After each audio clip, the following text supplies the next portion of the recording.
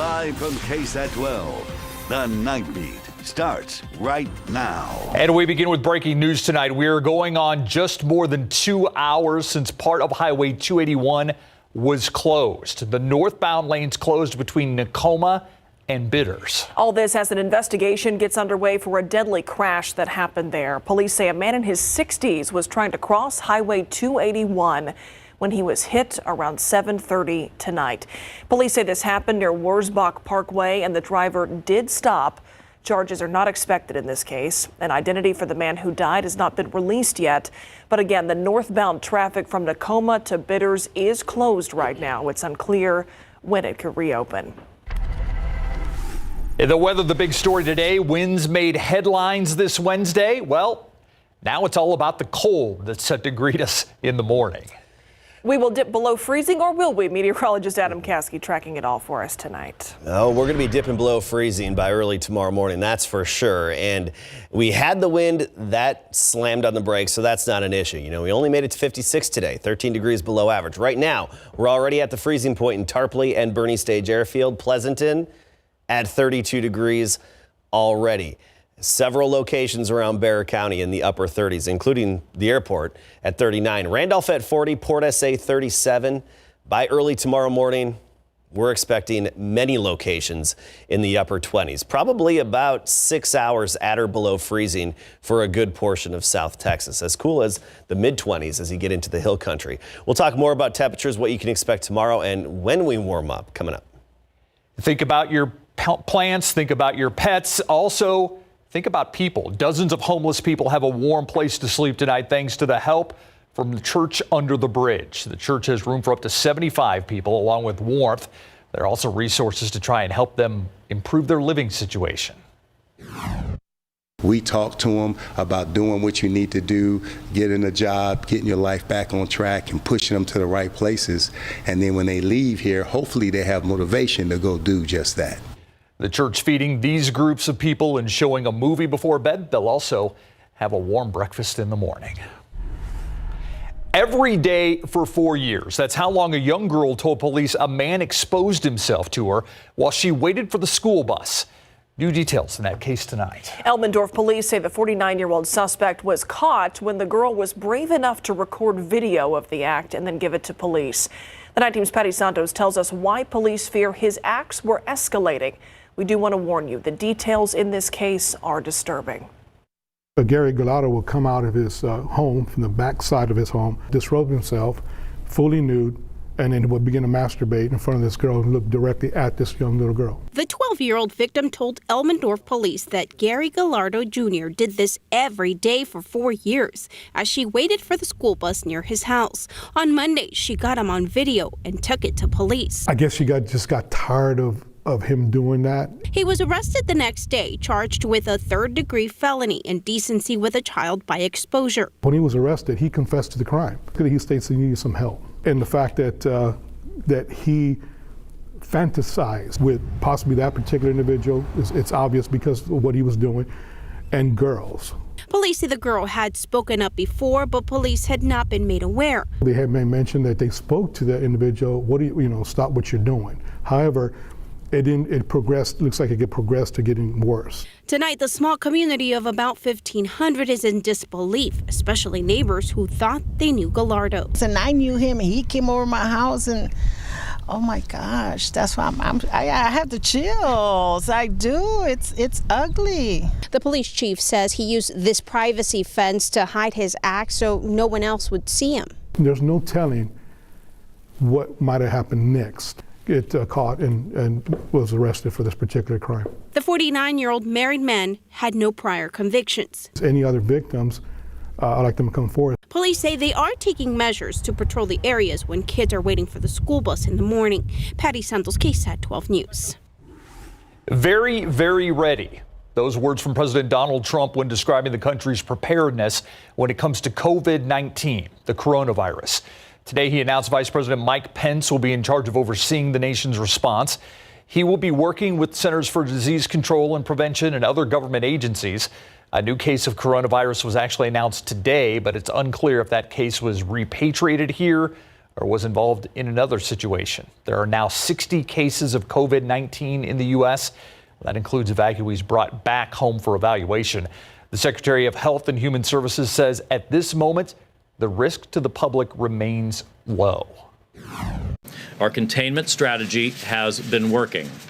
At the same time, what every one of our experts and leaders have been saying for more than a month now remains true.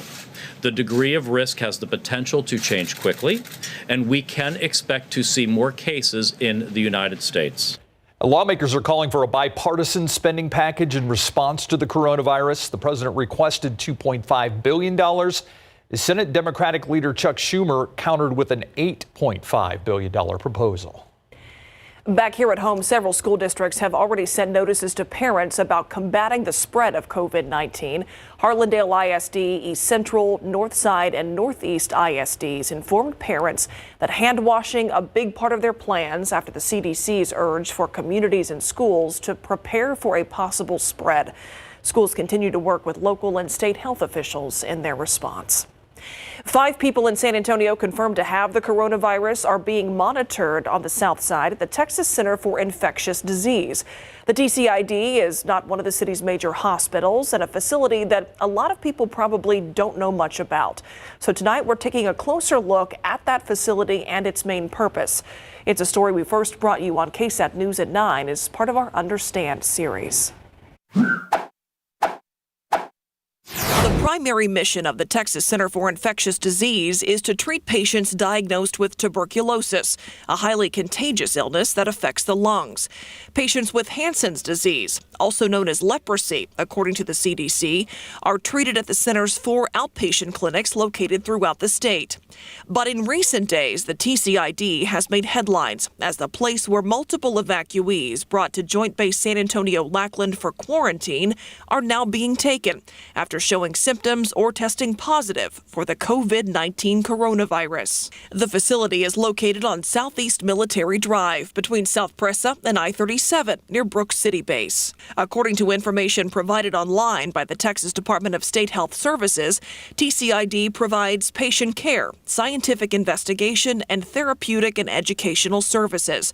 The facility has been treating patients with tuberculosis since 1953. It has 75 beds, which online info describes as having integrated air quality and security systems. 22 rooms have been set aside to keep coronavirus evacuees in a wing closed off from the rest of the building. Patients being treated for TB usually stay at the center anywhere from 3 months to more than 2 years. TCID treated 109 patients over the last fiscal year. 15% of those TB cases were considered drug resistant. The state says the center is equipped to accept patients from outside of Texas if needed. And that may soon be the case. A woman from Texas who tested positive for the coronavirus after being evacuated from Wuhan, China, will soon be brought to San Antonio from California, where she's previously been in quarantine. Well, it's next Tuesday. Texas, one of the biggest Super Tuesday prizes, and that's why Democratic presidential candidate Elizabeth Warren will be in San Antonio tomorrow, sharing her vision with our community. Former Mayor and HUD Secretary Julian Castro spoke to us tonight ahead of tomorrow's visit. The former presidential candidate endorsed Warren days after ending his own bid for the White House. He says Warren wants to come to San Antonio to talk about her vision for the country's future and how it relates to Texans. She's not taking any vote for granted. She's going to compete here in Texas, and I think that she can do well. And I encourage folks to get out and vote during early voting, and then, if not, certainly on Election Day. Castro says Warren is picking up momentum after the recent debates, and he actually thinks she can win Texas. Castro and Democratic presidential candidate Senator Elizabeth Warren will be at Sunset Station's Lone Star Pavilion. The doors there open at 4:30 in the afternoon. The town hall will then begin at 6:30. We'll be there to bring you the latest right here on KSAT. And days away from Super Tuesday next week, former Bexar County Precinct 2 Constable Michelle Barrientos Vela will learn if she will move on in the race for Bexar County Sheriff. Today, however, she appeared in felony court, accused of a list of public corruption charges while she served as constable. Her supporters tried to block our cameras from getting footage today. Barrientos Vela was removed from office in October, and now former District Attorney Nico LaHood's law firm is helping her in her legal fight. It's going to take as long as it takes for us to make a proper assessment and to give Ms. Vela a proper defense. At this point, we've seen nothing that worries us or that we believe that she is guilty of the allegations. LaHood says his client went right back from court today, back to the voting polls. She's expected to make her next court appearance in about 60 days. Her former captain, Mark Garcia, also faces charges. You're still ahead on the Nightbeat. KSAT making a major announcement when it comes to Selena, the new project you can expect in April coming up. And a crime all caught on camera. Police in Austin say it happened in just minutes. What went down at a construction site? Coming up. And police releasing some more information in that deadly workplace shooting at Milwaukee's Molson Coors complex. The latest, next on the Nightbeat. Never miss a story. Watch live or when you want. San Antonio's latest news and weather. Streaming free on KSAT TV. A brewing facility, the site of a deadly workplace shooting today. That shooting happened just after 2 at Milwaukee's Molson Coors complex. 5 victims and the gunman are dead. Molson Coors says the suspect, a 51-year-old man, was an active employee. Police say he died from a self-inflicted gunshot wound. A motive in this attack has not been released. Officers had to clear more than 20 buildings in that complex. Hundreds of employees were ordered to shelter in place as officers rushed to respond. Neighboring schools also placed on lockdown. Around Texas tonight, more than $10,000 worth of lumber stolen from a construction site in Austin. It happened in less than 20 minutes. Investigators say 3 men are suspected in that case. A truck is seen backing into the site, and the men move quickly to move multiple pallets of wood onto the truck. A spokesperson says they used universal keys to operate the equipment. Another construction site also hit by 3 men in a similar vehicle. The construction company offering a $2,500 reward to anyone with information. Back here at home, flames hindering an investigation 24 hours after they first ignited. A fire that tore through a North Bexar County home yesterday will remain a mystery a little bit longer, it seems. Fire crews with the Bear Bulverde Volunteer Fire Department were back at that home on Twin Peaks Street today, focusing their attention on hot spots. Crews had to be changed out every 2 to 3 hours, and they still had to shuttle water to that scene because of the lack of hydrants in the area. This wind is pretty strong coming out of the north with this cold front coming through, but we had a lot of hot spots. It's such a large home. It's over 6,500 square feet, and we had a lot of collapse into the structures. Some chimneys and walls were knocked down to help the Bexar County Fire Marshal in its investigation, but it will be delayed until the fire is out. No one was home at the time of yesterday's fire, but a cadaver dog is set to sweep the area once it's safe to do so. San Antonio, get ready for all things Selena. We've told you about the exhibit for the Tejano singer at the McNay, the upcoming tribute concert. Well, now KSAT set to air a 1-hour special called Siempre Selena. It's on April 12th. Selena opened a lot of doors for Latinos and continues to be a role model for many. And now younger generations are replicating her style and her sound. Our Eric Hernandez has been working on this special for months, speaking with her bandmates and others who worked closely with Selena and who were inspired by her.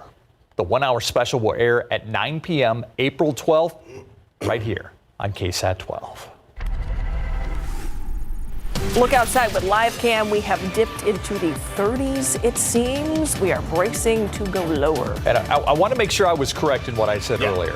Pets, plants, people, not necessarily pipes in this one. No, this isn't the kind of situation that would really wreak havoc on pipes. Now, some people may have some pipes that are unusually exposed, but even then, I don't think it would really be an issue. Usually you need a harder freeze for a longer amount of time for that. But definitely, especially the plants and the pets outside, take the necessary precautions. If you haven't already, this is your warning before you fall asleep. Now, I want to take a look at a little stat here before we jump into the forecast.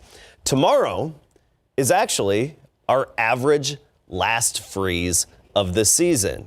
Now, just because it's the average last freeze doesn't mean we're immune from more freezes beyond tomorrow. Actually, the latest freeze on record in San Antonio was April 3rd back in 1987. So it's been as late as early April before. Now, tomorrow we are expecting freezing temperatures. I think for about 6 hours tonight and early tomorrow morning, we'll have that freeze. Marfa already at 27. Look at Abilene at 30, along with Amarillo. Guyman at 27 degrees. You head to Austin and it's 34. Junction 33, and Fredericksburg 1 degree below freezing. A few pockets of South Texas already are at the freezing point. I mean, you get to Pleasanton 32, then Uvalde 36 and Rock Springs 36. Temperatures are falling off quickly. So here's what we're expecting tomorrow morning. Junction as cold as 23, Fredericksburg, Kerrville 26.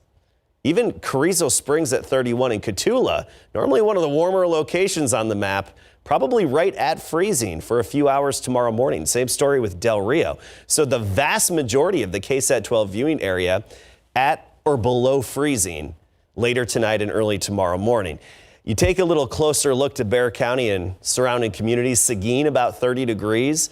You get down to Elmendorf 29, Lavernia 29, Castroville as cool as 27 tomorrow morning. And it wouldn't shock me and wouldn't surprise me if even officially at the airport in San Antonio, we dip down into the upper 20s later tonight and by sunrise tomorrow morning. Then we get later in the day tomorrow with the sunshine, we'll make it into the lower 60s. So still below average for this time of year, but we will see a bit of a warming trend. So look at this. This is for morning temperatures.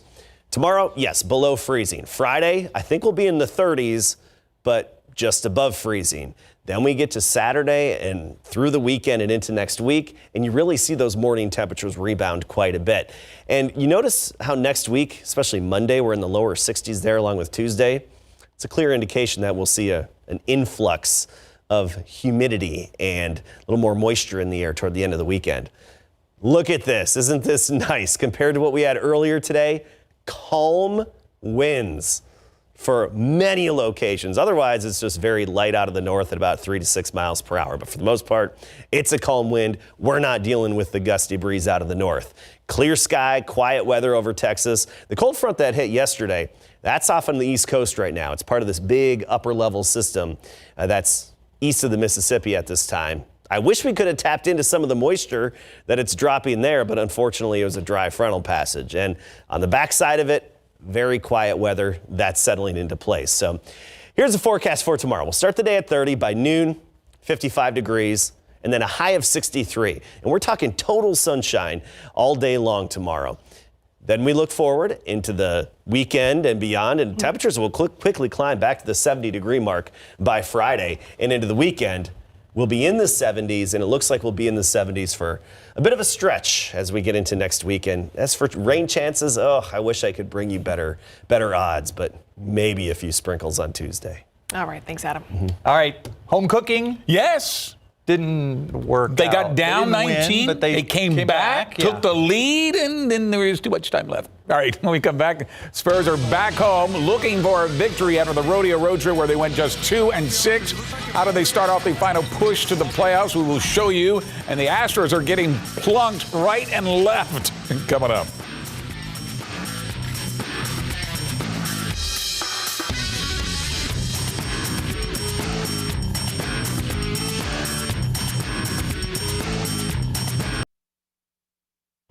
In their first game in the AT&T Center since February 1st, Pop going with Lonnie Walker IV in his starting lineup tonight with LaMarcus Aldridge nursing a sore shoulder. Walker out to Bryn Forbes for the deep three. Then how about Patty Mills as another one from the wing? That's when the Mavs' Kristaps Porzingis goes on a personal 11-2 run, scoring 16 points, holding 6 boards in the first quarter alone. And the Spurs are down 16 at the end of one.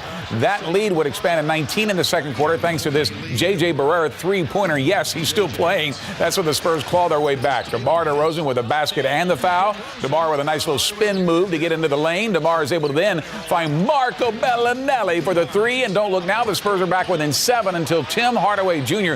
buries his buzzer-beating three at the half, and the Spurs are down 59-49 at the break. Second half, Marco Bellinelli's three-pointer cut the Mavs lead down to just 9. Now in the fourth quarter, Rudy Gay is able to find Marco to cut the Mavs lead down to 5. Then Trey Lyles' three-pointer caps off a 15-1 run, and the Spurs get their first lead of the game, 90-89 with 6:16 left. Too much time for the Mavs to take it back. They go on a 12-0 run. Luka Doncic finished with a triple-double, 26 points, 10 rebounds, 14 assists to tie Jason Kidd's Mavs record, all before he's 21 in the Mavs' 109-103 victory. It's just frustrating losing, man, you know, as an individual, you know, as a team. But, you know, I can speak on myself. You know, I just hate losing. It's hard to go home and knowing that we're fighting, you know, and fighting to, you know, get in the playoffs. And, you know, just games just slip up, you know. So it's tough. You know, it's frustrating. But, I mean, what can we do? You know, you win, you lose, and you got to move on to, Saturday now. All right, and that Saturday will feature the Orlando Magic, who've already beaten the Spurs once this season, but that was way back in November, Saturday at 7:30. The Philadelphia 76ers All-Star center Joel Embiid had to leave tonight's game against Cleveland after he injured his shoulder. Embiid collided with one of the Cavaliers when he's fouled late in the first quarter. You can see Embiid holding his shoulder when he went to the foul line in obvious pain. After missing his 2 free throws, he was removed from the game during the next timeout, walked to the locker room only to return a short time later, and then return to the locker room. The Sixers were already shorthanded tonight, playing without All-Star guard Ben Simmons, who missed his second straight game with a lower back injury.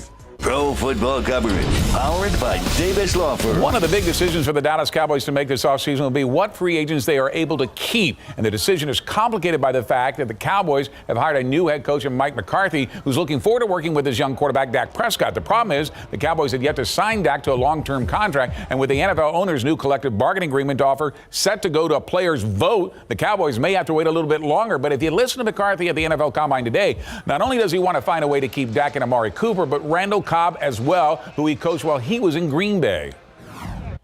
The goal is to have both those guys back, and Amari, I thought he, having a chance to get through all the tape as a staff, he did a lot of great things on tape, and it really looks like he's in sync with Dak, and I'd even say Randall even more so. I was very impressed with Randall last year. I mean, he was banged up a couple of years prior to that, but I thought he had a heck of a season in Dallas last year. I was very impressed with his video. And now the head coach and now new general manager of the Houston Texans, of course, Bill O'Brien, is also in Indianapolis for the NFL Combine this week. And like the Cowboys, the Texans are faced with trying to extend the contract of Deshaun Watson, who's about to start the last year of his rookie contract, and tackle Laramie Tunsil, who's in the final year of his contract this season that will pay him just over $10.3 million. We want both those guys on the football team, and we're working very hard to try to get that done. Those things take time. They don't happen overnight. Everything has to fit together relative to your team, your salary cap, what they're looking for. And but with those two players, Deshaun Watson and Laramie Tunsil, we want those guys on our football team for a long time. All right, you won't believe how many times the Astros have been hit by a pitch. Next. You may remember Baseball Commissioner Rob Manfred warned opposing pitchers that they could be fined, even face suspension if they started throwing at the Astros batters in the wake of their sign-stealing scandal, since he failed to suspend or discipline any of the players who participated in that 2017 season when the Astros won the World Series. Must not apply to spring training games, though, because Alex Bregman got plunked today in the 5th inning in the Astros game against the Cardinals in a split squad game. He now becomes the 7th Astro batter to be hit by a pitch in the first 5 games of spring training. Take that. And in ceremonies held at the Cowboys Dance Hall last night, San Antonio FC unveiled their new uniforms that they will play in this coming season in the United Soccer League. Their last exhibition game is this Friday at 1 at Toyota Field against RGVFC, and their first regular season match will be on March the 7th against Real Monarchs at Toyota Field at 7:30. So there you go, modeled nicely by the team members. I like the outfit. I'm glad you approved. Yeah. We'll be right back. Feeling like winter tomorrow morning, right around 30 degrees. I think we'll actually see a lot of upper 20s. Then sunny and only 63 into the afternoon. We rebound, though, into the 70s, especially as we get into this weekend. So once we make it through tomorrow, we can expect quite a warming trend on the way. Looks good. Mm-hmm. Good temperatures. Unfortunately, no good chance of rain anytime soon. We've got a slight chance early next week on Tuesday, but that would be it. And it really doesn't look like a good shot. So we could use some moisture, and we're still waiting on that. Yes, which we'll keep doing. Mm-hmm. That does it for the Nightbeat. Don't forget, Good Morning San Antonio starts at 4:30. Have a great night.